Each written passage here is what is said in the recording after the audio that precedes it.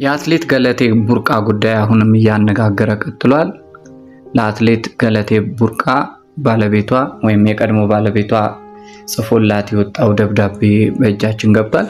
እሱን እንደሚከተለው አነባለሁ። ይህን ስታነቢ ተረጋግተሽና አስተውለሽ ይሁን። ሁሉም በጊዜው ውብ ይሆናል። God is love ይላል ከታች። ሃኒ እንኳን በሰላም ገባሽ። መንገድ ጥሩ ነበር?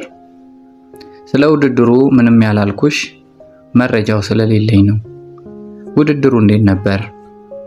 በተረፈ ላሳስብሽ የምፈልገው ጉዳይ እንደሚከተለው ነው። ይሄውም ላልተወሰነ ጊዜ ወደ ጸበል ሄጃለሁ። በመሆኑም የምሄድበት ቦታ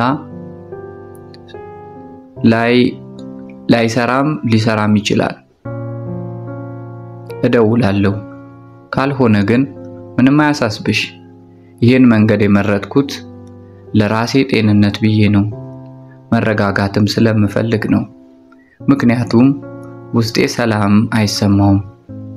ምናልባት ይሄንን ሳደርግ ለውጥ አገኝ ይሆናል ብዬ ስለገመትኩ ነው።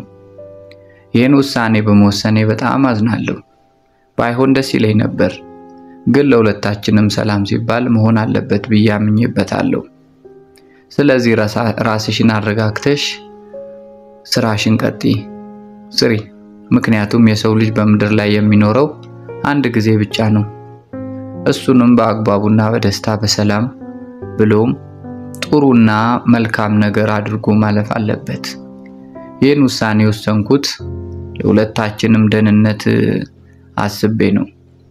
የሚቀጥለው እስኪሆን ድረስ ሰላሙን ሁሉ እመኝሻለሁ። ታደለ ነኝ። ቻው። ከታች ፊርማ ተቀምጦበታል።